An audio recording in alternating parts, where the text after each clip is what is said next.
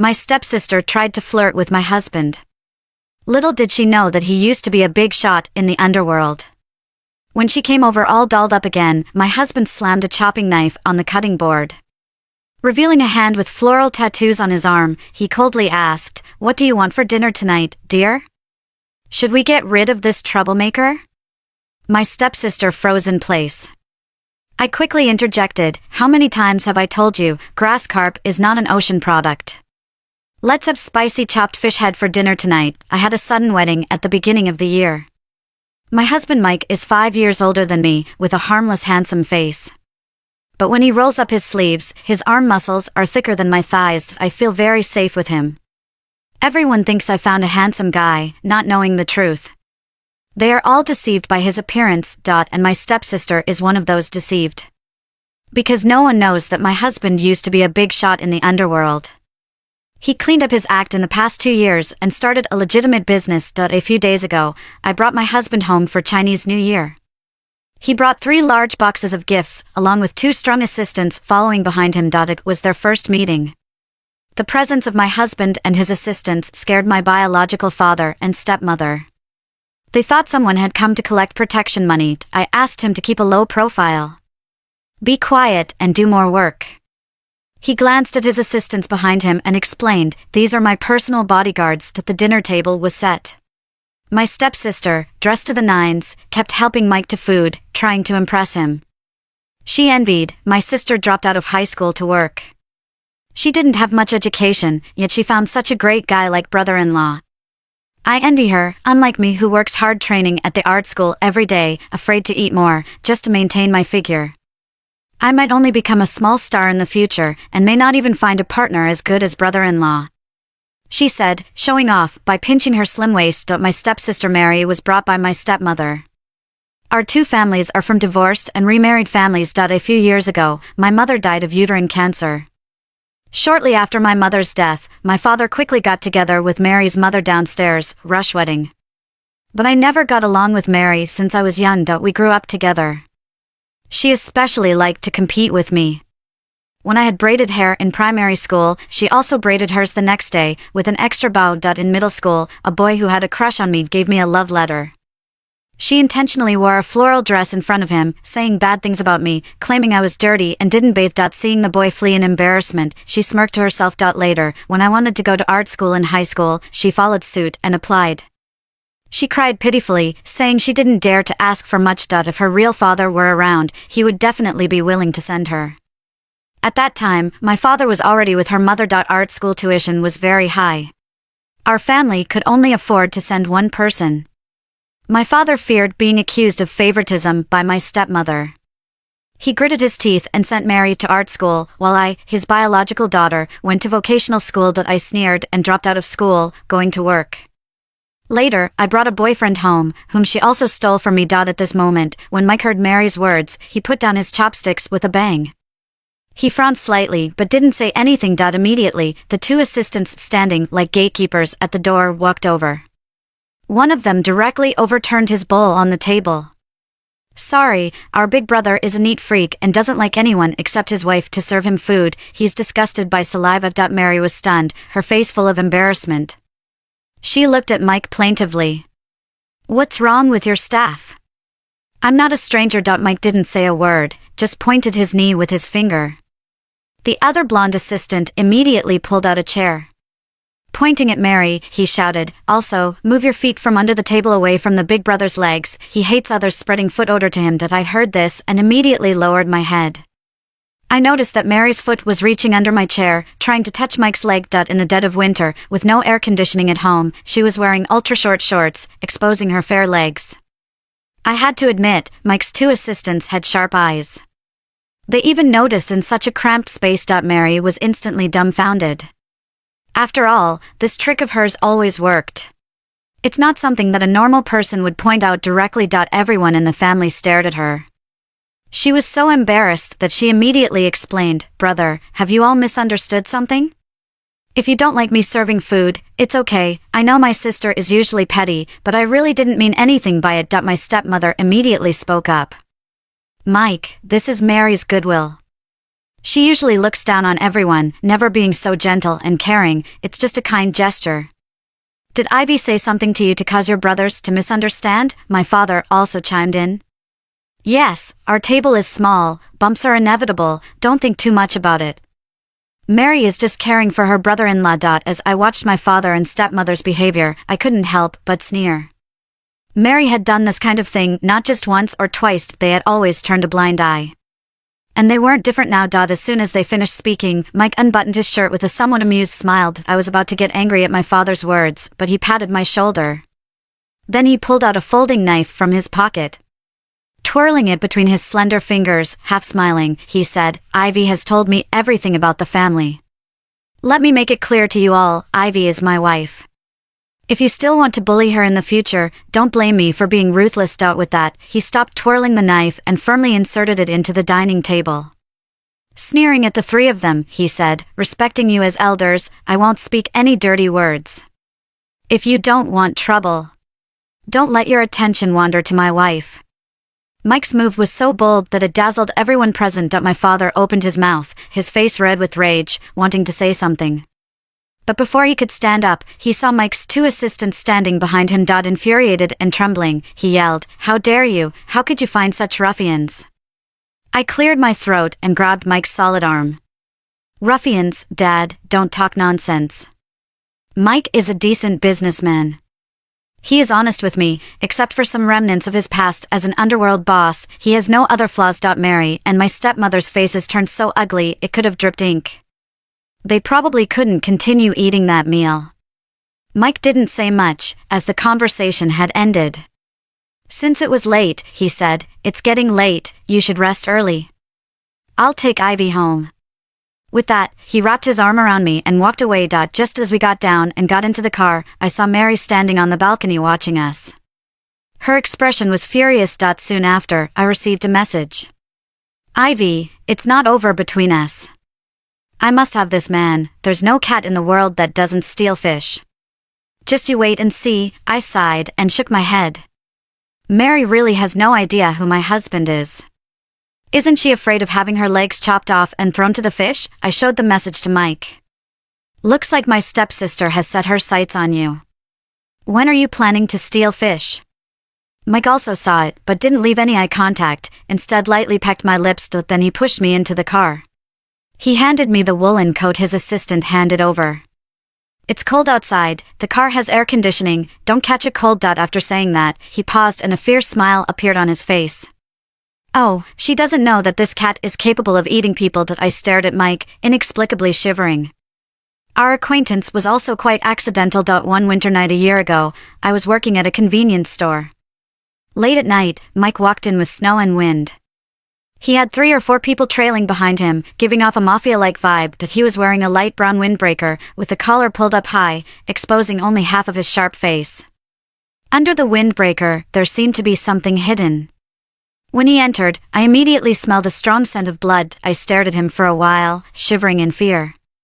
Could it be that I was going to be robbed in the middle of the night? Nowadays, it's all electronic payments, right? If he can't steal cash, will he just take me out? Do you have any medicine for colds? He asked hoarsely. This is a convenience store, not a pharmacy, I replied. He responded with a grunt and ended up just buying a packet of chewing gum. As he turned to leave, there were drops of blood wherever he passed. I was so scared that my hand was already poised to press the emergency button. Just then, I heard a faint meow. I glanced at him suspiciously. It seemed to be coming from him. Before I could react, a furry head popped out from under his coat. It was a cat, a Garfield cat. Its eyes were filled with curiosity and its nose was visibly runny. The man frowned and gently pushed the cat's head back into the coat. Don't make a fuss, he said. As they were about to leave, I inexplicably stopped him. Do you want to buy cold medicine for the cat? I asked. He turned around, his brows furrowed slightly. Then he nodded expressionlessly. I breathed a sigh of relief. It seemed like the cat was sick, not necessarily a cold, likely cat flu. It needed to be checked at a pet hospital. Bring it over so I can take a look. I had worked at a pet store for a while before, so I knew a bit about common cat diseases.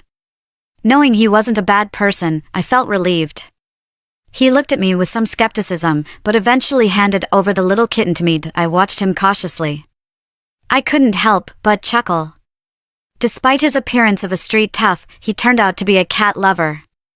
A tough man with a tender side, this person was interesting. I bonded with Mike over a cat. After that, I adopted the cat and learned that Mike was the owner of several nightclubs in the area. Well, it was his first time visiting, so he bought some sausages, wanting to send some over to apologize. I coldly chuckled, thinking of refusing. I had a falling out with my family and worked outside. Even though we were in the same city, my father never cared about me. He had never eagerly sent me sausages before. But then my father added, "Your mother's favorite was sausages, you know, back then." "All right, I'll send the address to you." After marrying Mike, he bought a small villa in the city. My father didn't know the address, as they hadn't come to our wedding. "All right, we're going to visit a few relatives, let Mary bring them over to you. She also wants to apologize to you." With that, he hung up the phone. I held the phone, feeling uncomfortable. Using family ties to deceive me, was it just a ploy to get Mary my address? It seemed like my sister hadn't given up, still determined to win Mike over. Sure enough, within an hour, Mary came knocking on my door again. She was dressed in a figure-hugging skirt, topped with a faux fur coat and wearing high heels. Seeing me open the door, she hesitated for a moment, collecting her flirtatious look. "Your place is hard to find, my feet ache from all that walking," she remarked. I gave her a half smile. "If it's that difficult to find, why not send a same-city courier?" "How can I do that?" "I've come to apologize in person. I wasn't being polite the other day." She had just entered without changing her shoes, leaving footprints on the wool carpet in the living room. She gave a glance around. "Is your husband not at home?"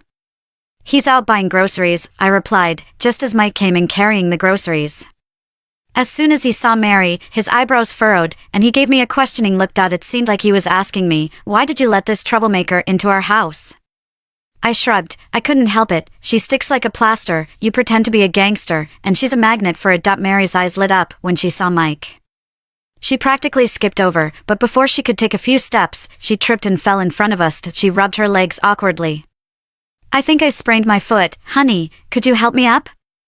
I saw her legs almost splitting into a split, her underwear nearly exposed. Could it be any more obvious what she was up to? I rushed to help her up. "You're an adult, can't even walk properly, tripping on flat ground. Shouldn't you get your brain checked at the hospital?" I tried to pull Mary up. She gritted her teeth and tugged hard in the opposite direction, as if we were playing tug of war. It seemed like she wouldn't get up unless Mike helped her. I looked at Mike for help, but his eyes never landed on Mary. He calmly went into the kitchen with the groceries, even putting on the cat apron I got him. I decided to ignore Mary too. Why bother with her? She's like a rash, can't shake her off, even making you pretend to be a menacing boss, and now you're acting like a domineering CEO. Mary, feeling awkward, noticed that neither of us were paying attention to her. After a while, she picked herself up and fixed her hair before darting towards the kitchen. Is it your husband who cooks at home? It must be hard for you, working to support the family, then coming home to cook for my sister. When I have a husband, I won't let him cook for me. Cooking is women's work, men shouldn't be in the kitchen, Mary said. Mike lit a cigarette, which he usually wasn't allowed to smoke at home, but he did when he was agitated. I knew then that things weren't going to be simple. He was about to snap. I discreetly positioned myself near the kitchen, ready to step in if he exploded. True to my instinct, Mike lit a cigarette and turned to look at Mary. Impatiently rolling up his sleeves, he slammed the knife down on the cutting board.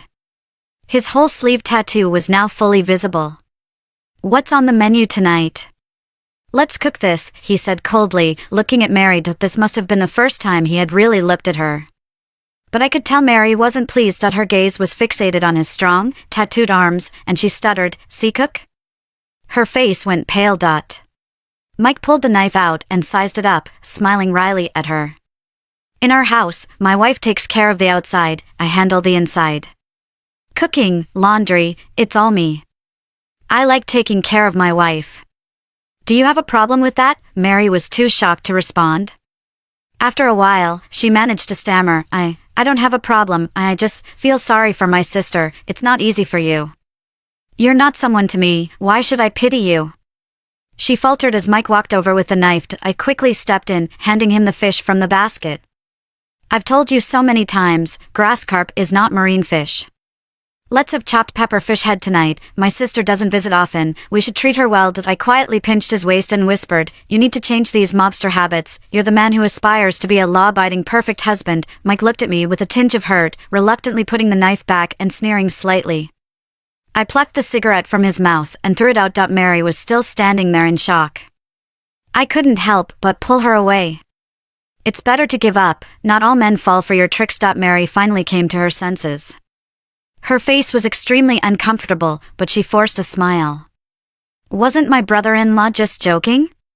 He's really funny. I thought privately that if I hadn't intervened, she would have been in big trouble. Wondering what was wrong with Mary, any normal person would see that Mike wasn't a kind-hearted man, yet she was still in my house. As Mike and I brought the food from the kitchen. We saw Mary on the balcony making a call. Although she lowered her voice, I managed to catch her words. Don't worry, Mom, there was a small mistake here. There's no man I can't handle. I'm set on winning Mike. You didn't visit their house. You don't know they live in a big villa, bigger than our several homes.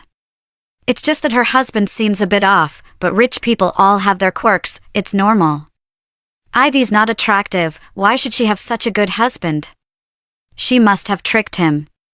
Wait and see. I used to steal her boyfriends. Now I can steal her husband too. Men are all the same, right? I'm not coming back tonight. The hatred in my heart is unbearable. This Mary, indeed she only went after Mike because of his money. Before meeting Mike, I had dated a boyfriend who was just an ordinary office worker. He was quite handsome, and his words were pleasant. At that time, my father was hospitalized with appendicitis and called me to take care of him.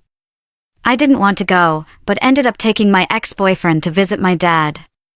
Mary was there at the hospital at that time, while I was taking care of my father. Somehow, Mary managed to seduce my ex in front of me. When my dad recovered and was discharged, Mary was already cozying up to my ex-boyfriend. She even came to me, saying we should break up. Sorry, sis, the brother-in-law said he fell in love with me at first sight and wants to be with me. Hope you won't be angry. Angry? I wanted to strangle her on the spot. I confronted her directly in front of my dad. If she had no shame, then we would all have no shame. But my dad, with a stern face, said, if you can't keep a man, can you blame your sister? Reflect on your own problems. I was so angry, I didn't go home for 2 years. Ironically, after Mary seduced my ex, she dumped him within a month, claiming he was too poor, and that she was only after him to steal my boyfriend. I knew Mary wouldn't give up easily, but I wasn't foolish either. Alright, let me see how she succeeded last time. This time, I'll see how she managed to steal a man from me. I don't care about men she can seduce. Mary, dinner's ready.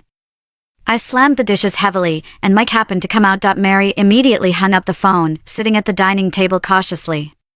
She volunteered to help serve the food diligently. I noticed she had taken off her coat, revealing a tight-fitting dress, the neckline almost plunging down to her cleavage. It seemed like when one plan failed, she turned to another tactic. I whispered to Mike teasingly, how does she look? Pretty, huh?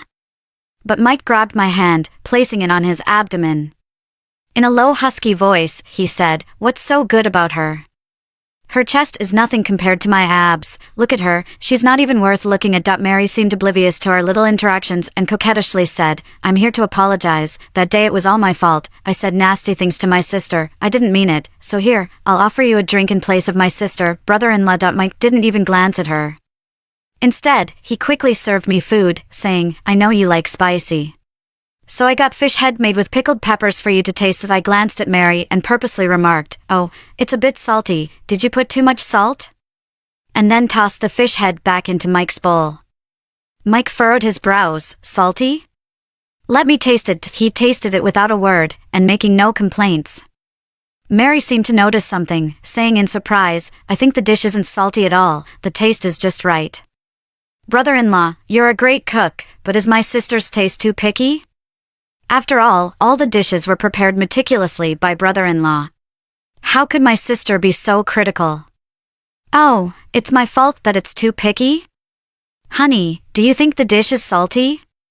Upon hearing my words, Mike put down his chopsticks. Yes, it's salty, my fault. There's an annoying person here influencing the food, it's my mistake for adding salt.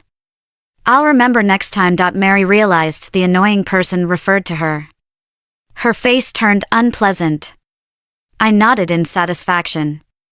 Mary put down her chopsticks, propping her chin on her hand and staring at me keenly.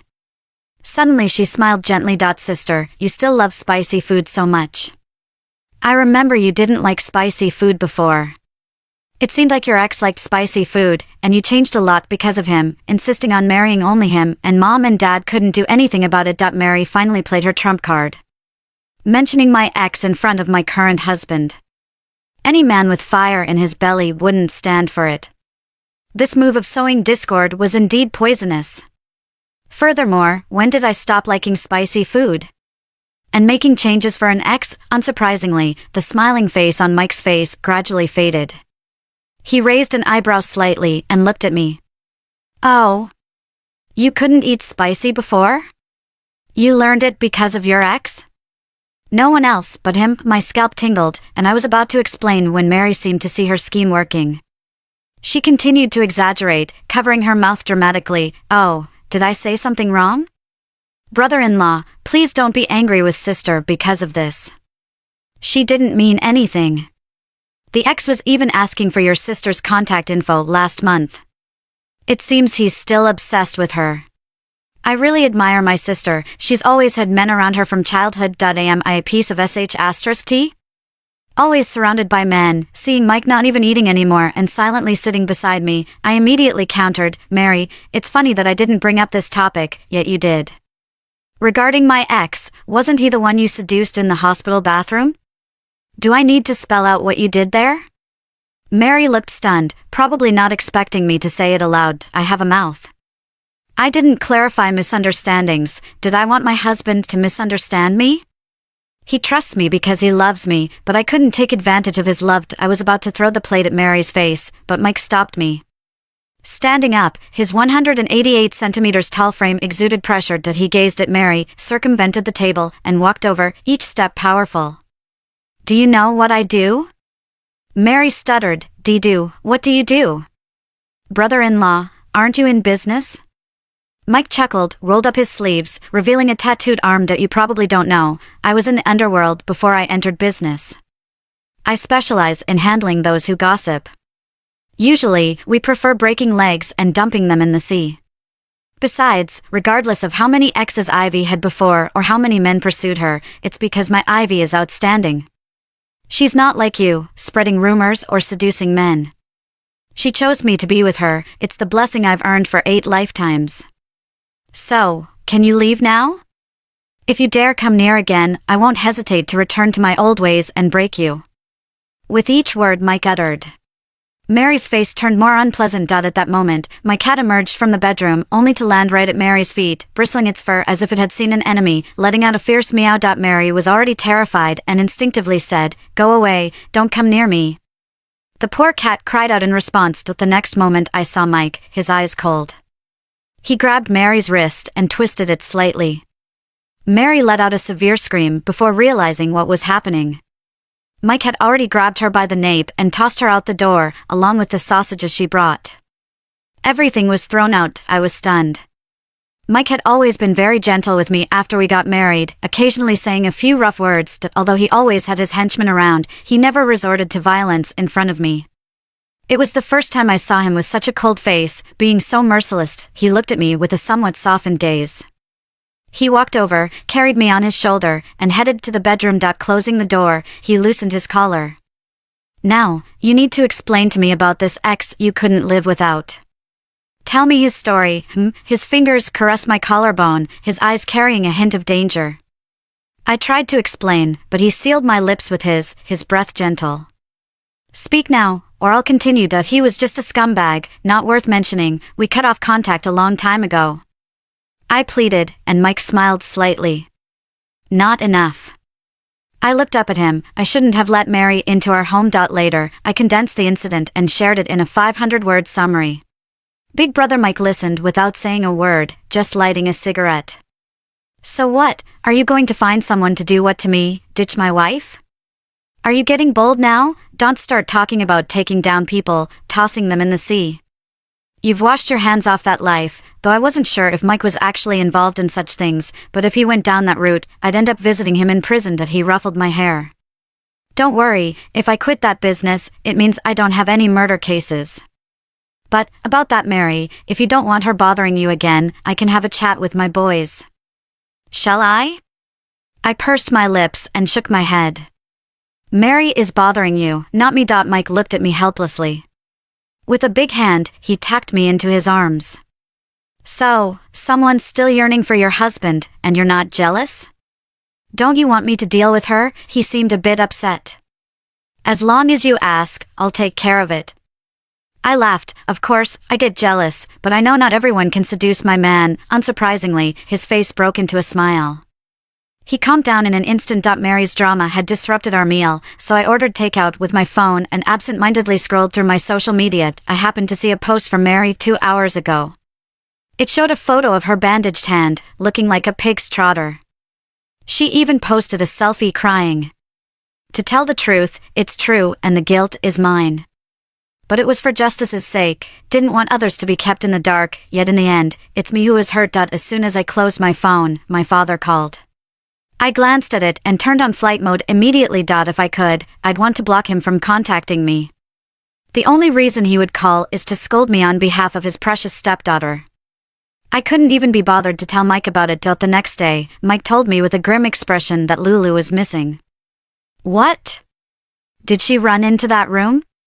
Have you looked carefully? Mike's face was especially gloomy. No, when I poured the cat food for it, I called for a long time, but it didn't come over. I searched everywhere and didn't see it. Lulu was the cat Mike and I raised together, a Garfield. We also met through Lulu. Although we had only been raising it for a year, both Mike and I treated it as our own child. Especially Mike, he was a cat slave. At this moment, I saw his expression turn ugly and panicked for a moment, then reacted immediately. I checked the surveillance camera at the door and then contacted the security guards of the community to see if it had run out of the window. Lulu had no survival skills outside, so we had to find it quickly. We split up.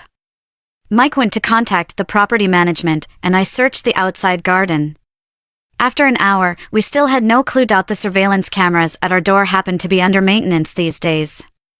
Mike directly called a dozen guys. Those guys thought Big Brother was going to bring them to fight, so they were all spirited, either carrying baseball bats or holding chair legs. But Mike solemnly said, "Today's mission is to find the cat." We launched a carpet search in the community. I thought he only had 2 little brothers left by his side. I didn't expect him to call another 10. But I didn't have time to talk about this now. Finding Lulu was the most important thing. But we searched all over the community and didn't see it. Mike was getting impatient and ready to kill someone. I, on the other hand, calmed down and suddenly asked, "Do you think Lulu was taken by someone?" Mike quickly realized the possibility and squinted dangerously. "Your stepsister?" "I suspect she took Lulu. Yesterday, you had a conflict with her. She's a grudge holder, so when she left, she intentionally took Lulu away. This guess made sense. I immediately called Mary, but she didn't answer. Mike couldn't sit still and said directly, "I'll drive to your dad's house to find her. You wait for news at home." I was afraid that his impulsive nature would lead to trouble. I wanted to go with him, but he said, "We offended her yesterday. Your dad is so biased, if you show up, he will definitely speak harshly. He can scold me, that's fine, but I can't let my wife suffer." After saying that, without waiting for my response, he went to the garage to get the car. He left with a group of people. I was worried that something would go wrong. As soon as Mike left, someone called me. It was an unknown number, but Mary's voice came through. "Oh, sister, it's me." I suddenly remembered something I didn't tell you. I couldn't be bothered with her chatter. "Did you steal Lulu?" Mary exaggeratedly said on the phone. "What Lulu? Are you talking about your cat?" "I was going to tell you, when I left yesterday. I saw your cat climbing out of the window. I wanted to kindly return it, but guess what happened? It scratched me. I was so angry, I kicked it, and it ran away." The moment Mary spoke on the phone, I pressed the record button. I suppressed my anger and asked, "What did you do to my Lulu?"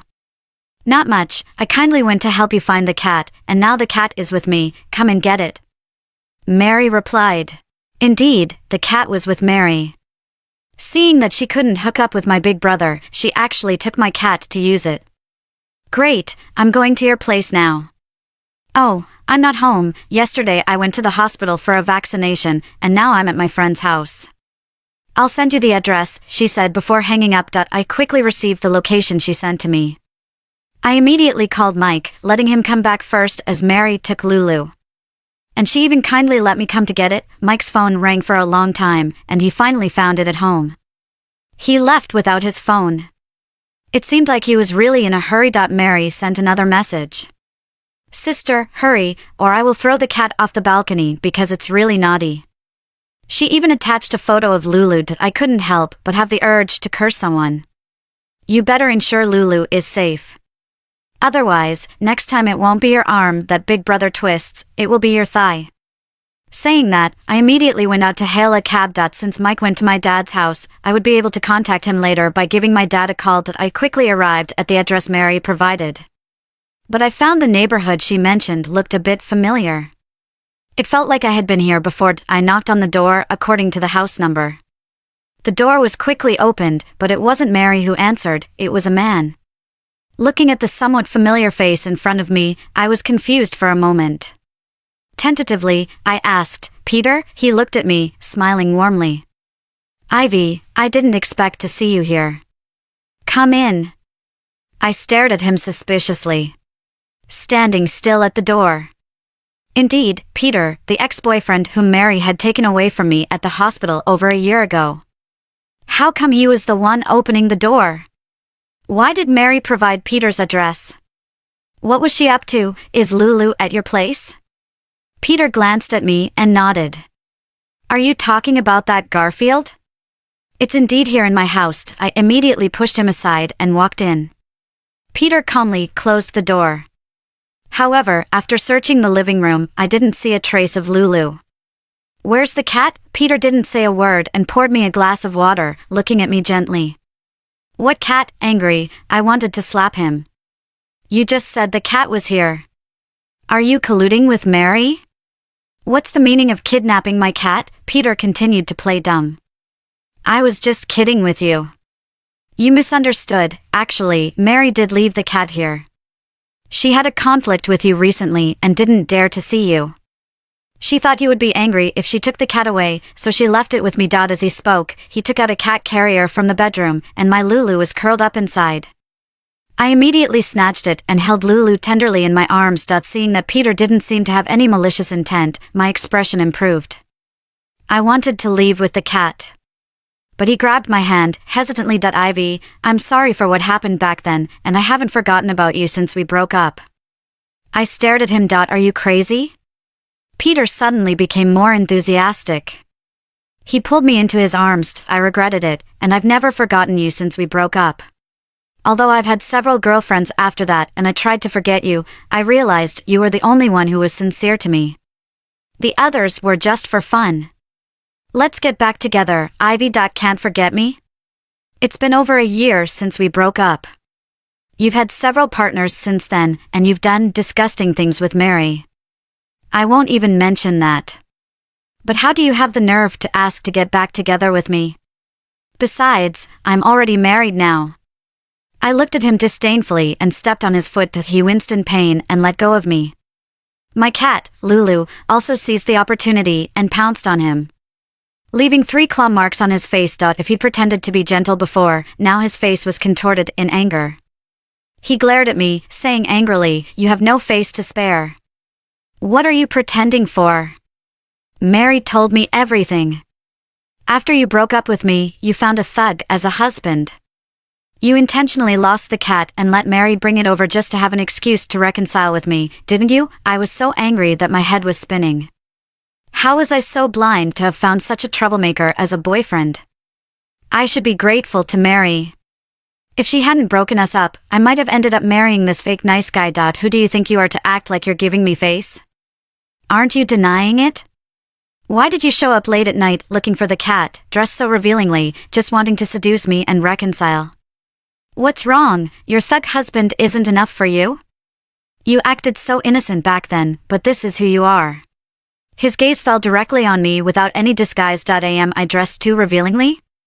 Because Lulu was missing, I just wore pajamas and threw on a thin down jacket to come out. Is that revealing? Are you kidding me? I didn't want to argue with him and just wanted to leave. But he suddenly lunged at me. My cat also pounced, tearing at Peter's pant legs. Suddenly, at that moment, someone kicked Peter's door open. Yes, it was kicked. Peter and I were both stunned for a while. After 3 silent seconds, I suddenly shouted, "Help! Someone is trying to rape me." In the next moment, the security door was forcibly kicked open. Mike stood coldly at the door, with a look of determination on his face. Even from a distance, I could feel his deadly gaze. Mary stood by his side, also taken aback by the situation. Mike and I exchanged glances, neither of us said a word. Mary quickly realized what was going on. She exaggeratedly covered her mouth. "Sister, what are you doing? Coming to your ex-boyfriend's house in the middle of the night, we heard your cries even outside the door. How can you put your brother-in-law in such a situation? He has been searching for you frantically outside." Mary smirked triumphantly, looking at me. At that moment, I understood what she was up to. Failed seduction, stirring up trouble, stirring up misunderstandings with ex-boyfriends, that seemed to be her plan. I suddenly felt my eyes welling up and remained silent, pursing my lips. Mike strode in with a cold expression, grabbed my hand directly. "Mary, not giving up," said, "brother-in-law. Please don't lay a hand on my sister. This must be a misunderstanding. While my sister may have liked Peter before, she is married now and should know her place. They definitely haven't done anything, but even if they did, for my sake, please don't pursue this, okay?" As Mary finished speaking, Mike raised his hand and slapped her. The slap was powerful, and Mary spun around before falling to the ground. Blood gushed from her nose, and she looked at the blood on her hands, suddenly screaming, "You hit a woman." The next moment, Mike glanced at her and said, "Why should women have the privilege of not being hit? I don't hit women, but you are not a woman." Mary was stunned, covering her mouth and unable to speak. Ignoring Mary, Mike turned to Peter. With a cold smile, he asked, "Brother, your turn now. Which part of you touched my wife earlier? Your hand, leg, or nose? Or was it your mouth?" As he spoke, he kicked Peter hard in the stomach, causing him to collapse in pain. Mike wasn't finished. He stepped forward and stomped on Peter's fingers, crushing them. With a hint of hostility in his eyes, he challenged, "Can't stand up? If you're that weak, coming after a woman, you won't last 3 seconds with me." Peter was left bruised and swollen. Seeing this, I couldn't bear it anymore. I quickly moved to hug Mike and restrained him. "Be calm. If you kick him to death, you'll end up in jail, and I'll become a widow. Let's not do anything foolish." Peter couldn't take it anymore and tremblingly called the police. Mike wasn't afraid. Soon, his henchman arrived. And he told me to leave the situation to them. Mike didn't say a word. He just took off his jacket and draped it over me.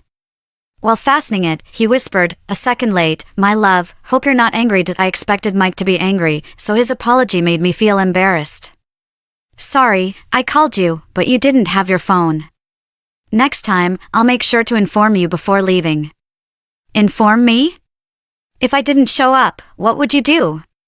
"Use your head, bring my 2 henchmen with you when you go out from now on. Got it?" I nodded obediently, not daring to argue. If he wasn't angry, it was already a relief. Mary was probably dumbfounded by our conversation. "Are you insane? Your wife is cheating on you, yet you're protecting her." Without even looking up, Mike nonchalantly replied, "I trust that my wife loves only me.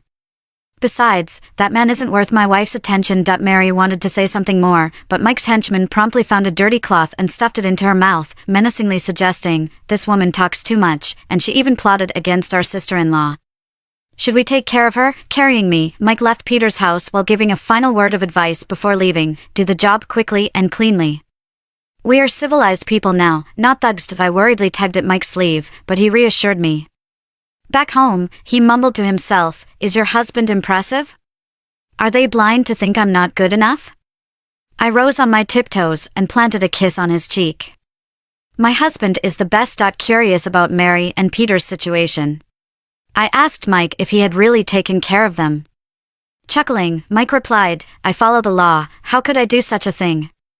I felt relieved. Days later, relatives gossiped about Mary's dismissal from art school.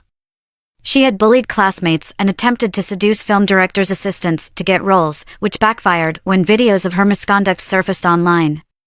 She was permanently expelled from school, ending her dreams of becoming a star. Peter got arrested on attempted rape charges. My father and stepmother sought Mike's help to resolve Mary's predicament. They were turned away when seeking assistance. Curious if Mike had orchestrated it, I asked him, but he simply shrugged, reading a book at home with his cat. Civilized law enforcement, civilized revenge. Violence solves nothing. Poking fun, I said. Wow, my husband is now a cultured man. Glancing at me, he replied nonchalantly, for you, I'm willing to become a cultured man. I praised his ambition and promised to reward him with a steak dinner.